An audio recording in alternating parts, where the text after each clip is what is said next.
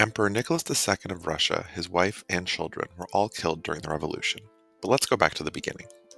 Nicholas fell in love with Alexandra, who was at first hesitant to marry him because it would require her to convert to Russian Orthodoxy, but she eventually agreed.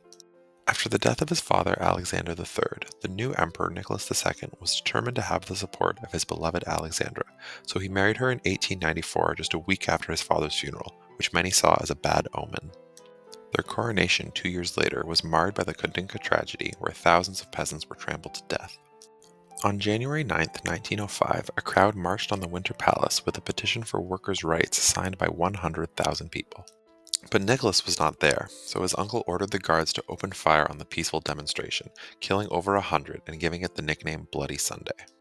The Russian Baltic fleet, which had sailed for over 7 months to the Sea of Japan, was destroyed at the Battle of Tsushima on May 27 to 28, 1905. These events culminated in Nicholas granting basic civil rights to the middle class through the creation of a Duma, or parliament, and a constitution. After 4 daughters, Empress Alexandra finally gave birth to Alexei in 1904, the son and heir the couple had so desired. But when he bled for 2 days after his umbilical cord was cut, it became obvious that the precious son had inherited the dreaded disease hemophilia through his mother. In the very primitive and superstitious Russia, the heir's illness could have been perceived as a divine sign of the weakness of the imperial order, so Alexei's illness was kept secret to everyone but those closest to the family. Alexei was always dressed in a sailor suit, and one of the servants was always employed to stay with and carry him to prevent any injury, which could become fatal with his disease. Since mainstream medicine had failed to help Alexei's illness, his desperate mother turned to quacks, eventually finding Grigory Rasputin. On one occasion in 1912, when the family was away on vacation and Alexei was suffering from his disease, a telegram from Rasputin was received telling Alexander to avoid doctors, and shortly afterwards, Alexei miraculously began to heal. This might have been because Rasputin prevented the doctors from prescribing aspirin, which is a blood thinner, but it was the final evidence Alexander needed to be convinced that Rasputin was a mystical healer with a special connection to God. Nicholas II was an indecisive ruler and was completely devoted to his wife, who was in turn completely under the control of Rasputin, so it was essentially Rasputin who ruled Russia. On September 5, 1915, Nicholas made the fatal mistake of taking personal command of the army during World War I, which would lead to him taking the blame for all the terrible military losses that inevitably occurred under his incompetent leadership.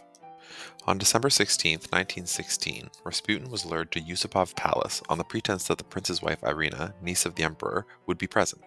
After supposedly being fed enough cyanide to kill 5 men, shot 4 times, and clubbed with a candlestick, Rasputin was finally tied and thrown into the river, where his autopsy revealed he actually died of drowning. Over 8 million Russian soldiers had been killed in the First World War, and its economy was hanging by a thread. On February 23, 1917, riots broke out, and Nicholas quickly lost support of the army and police. On March 1st, while stranded on his train on his way back to the capital from the front, Nicholas II abdicated in favor of the Duma, ending the last absolute monarchy in Europe. Nicholas and his family were imprisoned first at Alexander Palace, then several other locations. In October 1917, the Bolsheviks overthrew the provisional government, sealing the family's fate. On July 17, 1918, Nicholas, his wife, and 5 children were ordered into the basement of a Patyev house in Yekaterinburg, where they were shot and bayoneted to death by Bolsheviks. The following day at Alapaya-Vesk saw the murders of his cousin Vladimir, sister-in-law Elizabeth, father's cousin Sergei, and second cousins Ion, Konstantin, and Igor. Throughout 1918, Romanovs fled the country, Maria in July, Elizabeth and her 2 children and 2 grandchildren in October, and Gabrielle in November. In December, Princess Helen of Serbia, Queen Olga of Greece, and Grand Duke Alexander and his son Andrei also fled.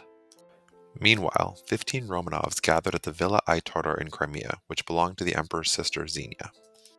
They escaped in April 1919 via the HMS Marlborough sent by King George V of the UK, who had been unable to save his cousin the emperor. The last Romanovs to escape were Boris in March 1919, his mother Maria and brother Andrew in February 1920, Olga in April 1920, and Tatiana in 1921. Due to the secrecy surrounding the Romanov murders, a woman named Anna Anderson appeared in 1920, claiming to be Grand Duchess Anastasia. Though genetic testing has disproved her claims, the story lives on in various films.